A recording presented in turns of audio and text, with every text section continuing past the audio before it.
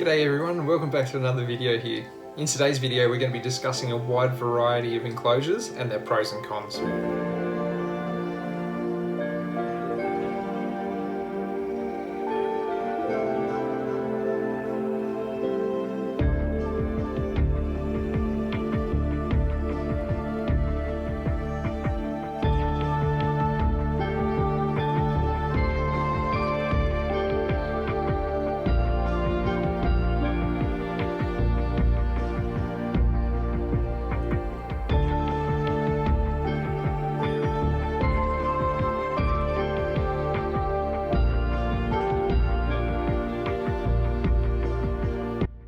So that's right guys, I'm going to give you a bit of my own opinion, and I say that 100%, it is my own opinion and everybody's entitled to their opinion. This is just my thoughts on pros and cons of different enclosures, why they're good, why they're bad. You know, some are definitely better than others. We're going to cover a very big variety of enclosures. So let's start off with one of my favourite enclosures, and we'll list through the pros and cons, the Exo Terra enclosures. So they, as you can see, are definitely one of my favourite enclosures. I own a lot of Exo Terras. I think I maxed out at around 30 Exo Terras myself at one point or another. They are one of my favourite enclosures, but they do come with a list of cons as well as pros. Pros, I would say they definitely have one of the biggest markets as far as terrariums go here in Australia. We don't get a lot of other sort of terrariums on board. There are some that are up and coming, which we will touch on, but probably the thing that Exo Terra have going for them is they have an awesome marketing system, but they've also got really good enclosures. These enclosures here, the benefits to them definitely outweigh the cons, I'd say. They are a pretty accessible enclosure, so you are going to find these in most pet stores, if not all pet stores. Any of the stores that I'm talking about, I mean like, dedicated reptile stores or have a reptile section as such. They have a really nice lock on them. I've never had a lock fail on one of these Exo Terras compared to some of the other enclosures that I've bought in the past. They've got really good ventilation. The screen mesh that they've actually got on top of the enclosure is very, very good for ventilation and light penetration, which is incredibly important when we're trying to make sure that our animals have good oxygen exchange and really good access to things like bright lights and LEDs and UVB lights and stuff like that. The downside though with a good lid like that is it also has drawbacks. So with the lids, because they are very fine mesh, they are also very weak. So with that comes lots of bracing, which sometimes gets in the way with certain different types of light fixtures and such. And it also, as I said, is weak. So sometimes it's easy to actually break them and mold things around. The way that the lid's actually structured on these two is they're essentially pushed, the mesh is essentially pushed in with like a rubber seal. So for example, my Oidua fimbria, which is that enclosure there, that enclosure actually has a problem where I've got to keep kind of seating the mesh inside of it. If I knock that Miss King nozzle or anything, sometimes it drops down out of it and it's a real big pain in the bum. But as I said, the enclosures themselves, the glass themselves, is always flawless. The newer style of Exo Terras as well have like a little half moon sort of, or half circle kind of twist key system as far as locking the lids down, which is super easy to use, and it's just very, very easy. The older systems with the kind of clips and things that would break all the time, they're not around obviously as much apart from on the second-hand market these days, and even those you're probably going to be finding less and less, but a number of those are second-hand enclosures, so they do have that sort of system, and quite often I end up actually using like a gaffer tape to hold them into place because sometimes the clips are broken, or yeah, you just need to start fixing things up when you buy stuff secondhand. Another con, if you want to call it a con, is when you do buy those enclosures new, they do come with a background in them. The background itself is pretty poor quality. It doesn't last long term unless you're talking for like little frogs or geckos and things like that. If you were to put it in with like a bearded dragon, for instance, they're just going to shred it to pieces. It's just such weak foam. So that's something that I'd say that they could definitely improve on, is the lid and the foam background that comes with a brand new enclosure. As you can see, I don't actually use the backgrounds in those enclosures, so it's not really a worry for me. Whenever I've bought an Exo Terra enclosure, I've pretty much binned the background straight away. I just look at that as like a consumable part that I don't use. Either that, or I'll actually cover it in tile pointing or something a bit more durable to make sure it lasts long term, just like I did in my little helmeted gecko tank there. So while we're on the terrarium kind of track, I'll also mention that obviously one of my channel sponsors, Get Your Pet Right, they've got a range of terrariums out themselves. And from my video with my magnificent green tree frog, you would have seen her enclosure that I've actually used, which is a Get Your Pet Right terrarium. It's an awesome enclosure, and I've done my own review video on them and stuff as well. They come with pros and cons as well. One of the pros to them is the actual little vent that they have inside of their enclosure at the front there is really sleek and really slim. I love that, because these Exo Terra ones are a little bit chunky, so it can be a bit obtrusive to the eye. One of the cons, I dare say, is the lock that I've got on my current one is outdated. It's not one that I really like at all, but that's already been fixed, so all the newer terrariums coming out now have a brand new lock on there where it's actually a push key system, and it pops the doors open for you, so it's pretty cool. I'd say one of the biggest drawbacks for me on that enclosure after using it for a few months now is the fact that although the mesh on top is very solid, it also means that it doesn't penetrate light very well. So you've got to really pump a whole bunch of light into that tank to be able to actually see anything in there and have it kind of bright. Luckily enough, it's a frog tank. So, you know, if I was to use it for other lizards and such, I might look at changing out the lid somehow, or getting some mesh myself to kind of reseed into it somehow, just to kind of get better light penetration on it. So guys, this will be a bit of a rough kind of guide as to what my opinions are on certain enclosures and such. It's just kind of me having a bit of a chat about what I think. So take it for what it's worth, you know, like, it is just my opinion. And it's all on stuff that I've used. So I don't want to kind of give my opinion on something I haven't used. The only other kind of thing is I might mention people that seem to be doing good work with certain things. So while we're kind of on the standard sort of like glass terrarium range as such, one of the companies that I will mention, and it is an enclosure that I used in the past, is the Reptile One flat pack terrariums. I think these are an awesome option if you're going to buy a new or even second hand, because they come in pretty budget friendly. They tend to be cheaper than a lot of the kind of prefabbed ones that are all solid like this. And that comes down to simple packaging. If they're flat packed, you can stack more in a container, you can make it more affordable to get it over here. Whereas stuff that's kind of built up like this that is just full of air, it's going to be more expensive. That's just the way it works. That being said, you kind of get what you pay for. So when you're buying cheaper terrariums and such, you're going to probably end up with some issues that you need to be tweaking here and there, and Reptile One terrariums are no different to that. Being flat pack enclosures, especially if you've got a house with like floorboards or something like that, if you're walking past your terrarium, often because they are all different pieces of glass kind of potted in together into like a locking system, you might hear some rattling going on. For me, that wasn't an issue here because I'm on carpet. Generally, the enclosure that I was using in here was on the ground, so I wasn't really hearing anything like that. But something that you do get every now and then is because they are flat packed and you are making them yourself, things don't always line up perfectly. So sometimes you end up with a door that sags, or you need to kind of like lift the door up to put it back into where it is. It can be a bit of a nightmare like that. The other thing I don't like about them necessarily is the fact that you've got these big dials in the top of the roof. And those dials are awesome if you're going to be putting like light cages inside of the tank, or light fittings inside of the tank. But if you're going to be doing like, you know, long lights on top, or you want to kind of put your heat in a certain position, they kind of can get in the way. If you're using things like domes or like a LED fixture on top, you might kind of find it a little bit obtrusive. That being said, they do come in a very wide range of sizes, which I think is awesome, because there's, you know, some of these kind of like pre-made ones, they're a little bit stagnant in their design, and I think they could be made a little bit differently. So probably going back to Exo Terras, they should be coming in 60 centimeters deep now, not just 45 centimeters deep. You know, we need bigger terrariums, we need bigger space for our animals, and 45 centimeters deep is not always going to cut it. So Reptile One definitely have the market as far as that goes, because they do have a lot of deeper terrariums. 60 centimeters deep is pretty awesome, and they've got a very big range of sizes and shapes, and, you know, low terrariums, tall terrariums, you name it, they've got it.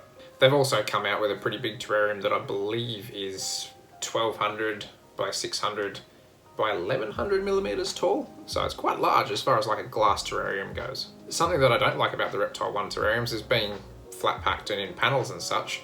You have a lot of kind of like join gaps and stuff around the place, whereas things like Exo Terras or Get Your Pet Right's new terrariums and stuff like that, they're very seamless because they're already pre-made, so you don't have any sort of like, you know, plastic channeling and stuff that you've got to link a couple of panels of glass together within the back wall. For me, that's personally something that I don't like. It'd be okay if you're like building a background over the back of it, or placing a background into it or something, but for me, that, you know, I'm using a lot of my own from bush to box backgrounds where they're like a vinyl sticker, they're just going to get in the way of those channels. So that pretty much covers it as far as like the terrariums that I've used in Australia. I have used a few things like Zoom Eds and URS tanks and things like that, Reptizoos and stuff like that. For me, they've all personally been secondhand tanks, so I don't really want to give you my opinion on them because they were pretty shabby when I got them. So I made them work for what I needed, but at the same time, long term, I wasn't going to keep them. So the next thing I'll get into is vivariums. So in Australia, there's not a lot of people that are actually like making pre-made vivariums as such, as far as like an off-the-shelf sort of product you can get at a pet shop. Pretty much Reptile One has that market, and they've got a pretty good product for the price that it is. I use a lot of them, usually when I can't find something in glass in a size that I want. So for that being said, I use them as far as my bigger things go. So they've got a range of vivariums that do come in varying sizes. They do only come in black, so for people that do want white, that can be a little bit of an issue, especially with today's day and age and a lot of people having white furniture and stuff at home. It can be a little bit stark in a white furniture household. I know that personally because I'm a white furniture household outside of this room, and I've never really wanted to put one of those vivariums outside, and any vivarium that I have made and I've put out there, I've painted white to fit in with the decor. My whole monitor corner here is built out of these vivariums. I love it. The only thing that I would say is I wish they had front vents, just because the side vents on the side aren't necessarily going to cut it as far as ventilation goes. I'd like to have that kind of bottom draw through. It is actually something that I've been considering lately, is cutting some front vents into them. Not 100% sure how I'm going to go about that because I really don't want it to look tacky. So might be something that I look at in the future. The upside is the vivariums have very good top ventilation, so there's plenty of airspace up top. So there's heaps of access for lighting, you name it, it's all up there. My tanks here, I've got UVB, multiple LEDs. I've even got fans in the roof as well as a Mist King system. So that's one area that it kind of does do pretty good, is it does have a really nice pelmet with ventilation on the top with a very strong mesh. And it's a mesh that actually lets in pretty good light quality. So I not only use those in this room, I've also got them in the other room with a lot of my pythons. So my rough scale pythons, my green tree pythons, they're all in them next door. So that's pretty cool as well. As far as like a flat pack vivarium goes, I think they're pretty dang good. It'd be cool if they had swing glass doors. Not everyone's into sliding doors. I get it. Swing glass doors are pretty handy for a lot of stuff, and I do wish that I had swing glass doors on these vivariums as well. It is what it is, pros and cons, right? You just got to know what you're in for, and be picky, choose what you want, choose what's going to work for you. Sliding glass works for me just fine. With little monitors and stuff like that, it can be pretty handy just to kind of like open up a crack and chuck some food in there, or suss some stuff out. So the next topic that I will get into is the URS molded vivariums. These things are incredibly practical, right? Incredibly practical. You can get everything you need inside of them. They are so light. Like when I was moving house and moving all the terrariums here, I would much rather carry my super large URS vivariums up here. I could chuck them on a trolley and just wheel them anywhere. Like they were just such a breeze.